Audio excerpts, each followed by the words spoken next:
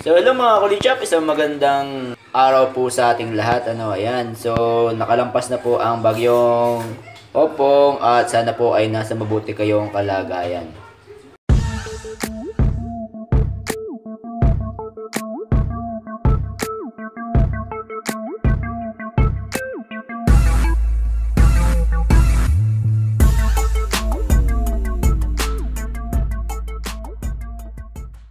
Alright, so may dumating tayong package galing sa Lazada guys na in-order natin nung mga nakaraang araw pa, pero ngayon lang natin mabubuksan dahil wala tayong time makapag-vlog Ayan, so in-order ko to guys para dun sa sasakyan natin for protection Ang price kasi niya is 69 pesos. Kaya I decided din na magdagdag pa ng isa pang item so that maximize natin yung shipping fee. So all in all, ang ating package ay 134 pesos. So from Motus Motors, mabilis lang din dumating tong package na to, buti hindi inabot ng bagyo. Alright, so buksan natin guys. So dalawa sila mamaya malalaman natin kung ano ba tong mga naka-pack na to. So, dapat kasi to guys ay isang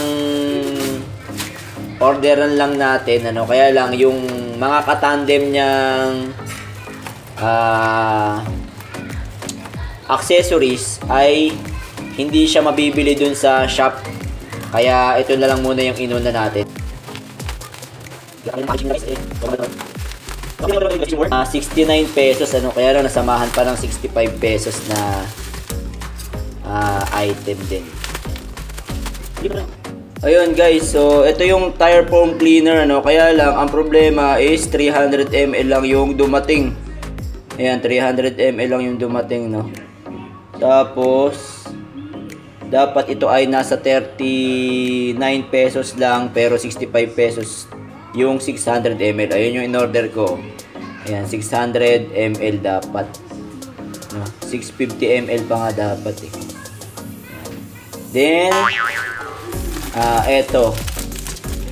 Yung isa natin, 69 pesos natin. Etong silicone steering wheel cover. Ayan. Para lang siyang interior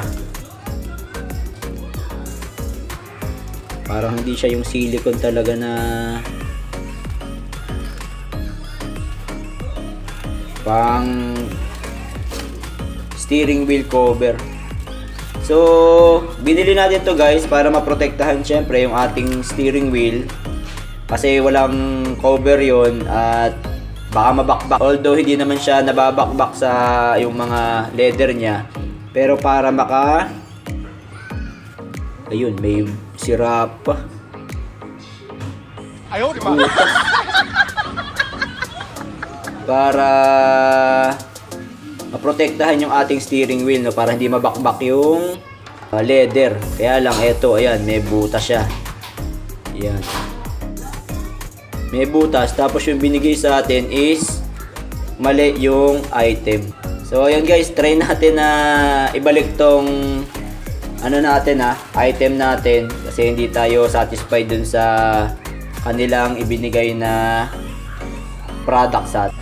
Alright, so balikan ko lang kayo guys kung ano mangyayari dito sa ating package na to So ayan guys, upon talking to the seller so sinabi natin yung problema natin dito sa tire foam cleaner natin, maliit, and then ito nga yung butas, pero yung butas naman I can manage naman about it to avoid hassle na lang sa pagbabalik-balik ng mga items natin. So nagdemand ako sana na bigyan na lang ako nila ng another 30 ml na tire foam cleaner para 600 ml yung makukuha ko.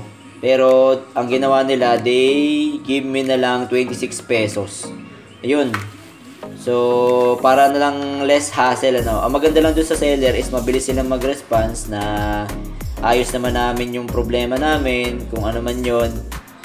Kudos lang din sa seller, sa Motus Moto Ayan sila. Ako naman kasi ayaw ko na magbalik-balik ng mga items na ganyan unless malaki yung problema natin Ayan. So para less hassle na lang din sa atin.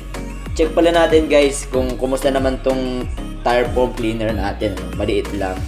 Then ito, pwede na natin ilagay doon sa ating steering wheel para alis kasi kami mamaya, magamit na natin yung steering wheel cover natin. Right, so tayo naman natin tong tire foam cleaner.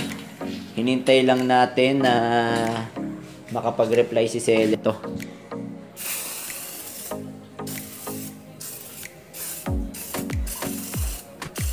Ayan. So gusto ko kasi yung tire natin syempre yung makintab, no? Ayan. So try na natin kung ano magiging epekto. So dito na naman sa kabila. Itong isang tire natin.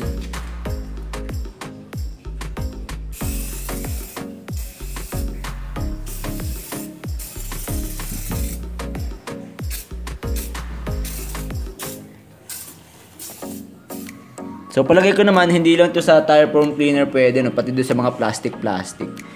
Ayan, tulad niyan, no, yung sa backplate natin, sprayan ko na rin para matanggal yung dumi. At ayan, in an instant guys, tingnan natin. Wow! Punasan natin. Yun. Makintab siya sa tires natin. Ayan, makintab siya. Ayan, umiitim. So, hindi siya yung tipo na parang sticky, pero kumikintab yung ating tires. Ayan. Tapos ito, nalilinis din tong ating rim. Punasan ko na yung ilalim, no? Tingnan natin kung mangingitim din siya. Kasi maputi ito dahil sa putik. So, pupunasan natin guys kasi pag ginamit natin siya, baka kumapit yung alikabok sa kanya, no?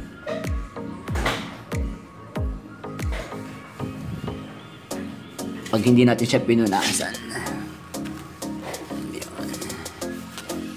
Sama na rin natin itong rim. Tapos yun dito. Yun. Napapaitim niya yung mga mapuputing part.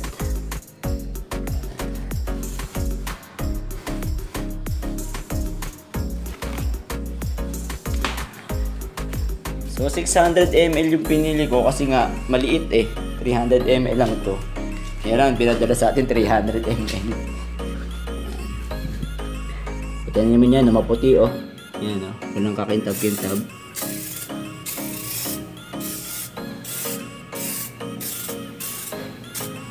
So ito ngayon ko lang ginamit guys kasi nga umulan, no? So pangit naman na gagamitin natin umulan.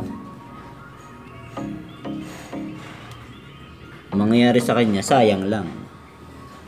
So alam mo natin mag-penetrate dyan sa rear wheel natin. Dito naman sa kabila. Maglagay.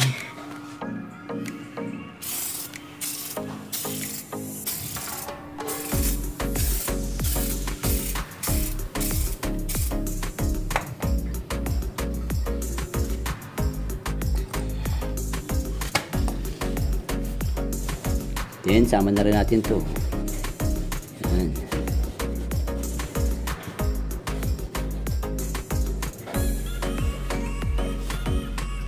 Tsaka yung dito sa likod.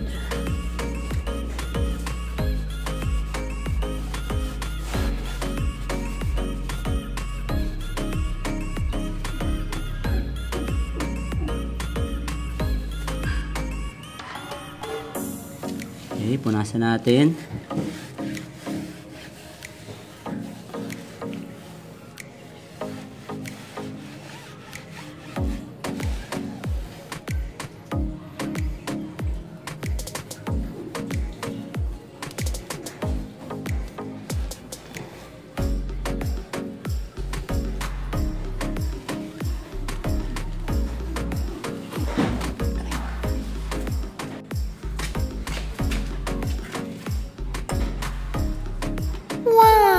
Makikita nyo guys, itim na itim yung ating gulong.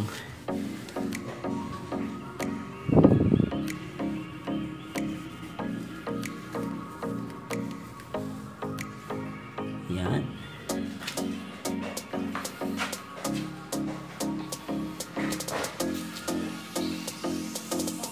O, diba? Parang bago yung gulong natin. Hindi siya pangit tingnan, guys. No? Yan. Then, diretso natin nakabit na to. Wala na tayong magagawa.